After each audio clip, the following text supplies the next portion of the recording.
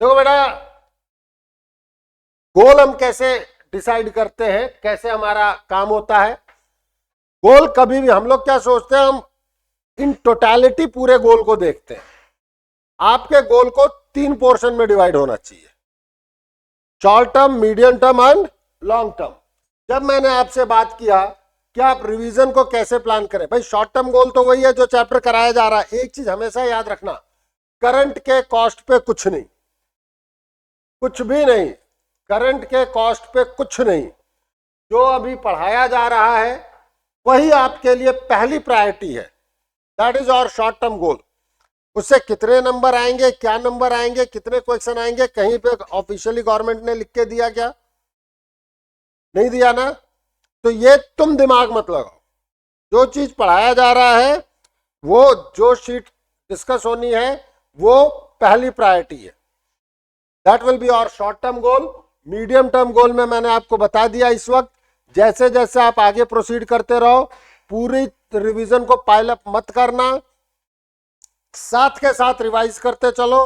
Test आ रहे हैं, test को परफॉर्म करो। अब प्रॉब्लम क्या होती है समझो, मान लो कि मैंने टेस्ट रख दिया क्वाड्रेटिक इक्वेशन का, और उस वक्त पढ़ा मैं रहा हूं प्रोग्रेशन। जैसे ही टेस्ट आने वाला होगा, बच्चा 2 से 3 दिन केवल क्वाड्रेटिक पढ़ रहा होगा, और जबकि क्लास में चल रहा है प्रोग्रेशन, और उसने प्रोग्रेशन को कर दिया साइड में, और वही उसका टॉपिक हो गया खराब।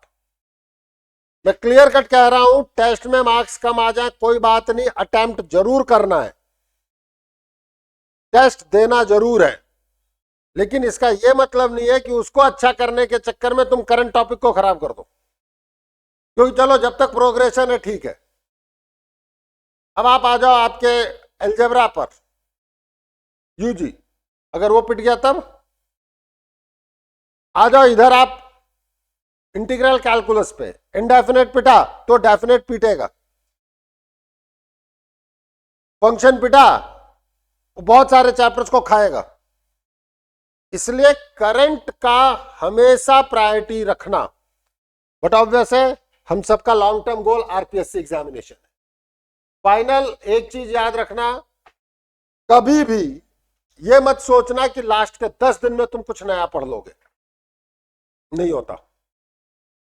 लास्ट के 10 दिन में, एक वो पुराना गाना है, करवटें बदलते रहे सारी रात हम आपकी कसम, मेरा होगा कि नहीं होगा, मुझे लगता है नहीं होगा, मतलब इसके आधार पर आपका प्लस माइनस होगा। इसका मतलब आपकी प्लानिंग होनी चाहिए कि आपको जो भी वहां पे अटेम्प्ट करके जाना है, उससे 1 महीने पहले तक आप फिनिश कर लें। एक रिवीजन लास्ट के 20 दिन, लास्ट के 10 दिन में आप केवल पन्ने पलटे जाते हैं, अपने आप को कॉन्फिडेंट रखा जाता है। तुम खुद सोचो, 8 महीने की चीज तुम लास्ट के 10 दिन में रिवाइज कर लोगे क्या, अगर तुम पूरा रिवाइज करना चाहोगे? इसलिए आपकी तैयारी के साथ वो चीज शुरू होगी जिसे हम कहते हैं शॉर्ट नोट्स बनाना। उस पर फिर हम कभी बात करेंगे। शॉर्ट नोट्स शुरू से बना के चलो, and keep that thing into the mind कि आपको लास्ट के 10 दिन में कैसे रिवाइज करना है। मतलब डे 1 पे बात होगी लास्ट के 10 दिन की, क्योंकि एट लास्ट निबंध हम सबने लिखे हैं, इंग्लिश में ऐसे, हिंदी में निबंध। कहा जाता है कि निबंध की शुरुआत अच्छी होनी चाहिए, बिल्कुल सही बात है। एंड खराब कर लोगे तो नंबर मिल जाएगा क्या? बीच में तुमने जो झोल झाल किया हो, अगर तुम्हारी शुरुआत अच्छी है तो लोग निबंध पढ़ना जारी रखेंगे, और एंड अच्छा है तो बेटा नंबर तो एंड में मिलेंगे। मतलब लास्ट के 10 दिन, 1 महीना, 2 महीना आपके लिए सबसे ज्यादा इंपॉर्टेंट टाइम है, ये याद रखना। इन जनरली लोग उसकी प्लानिंग नहीं करते। मैं डे 1 पे बात कर रहा हूं लास्ट के 10 दिन की।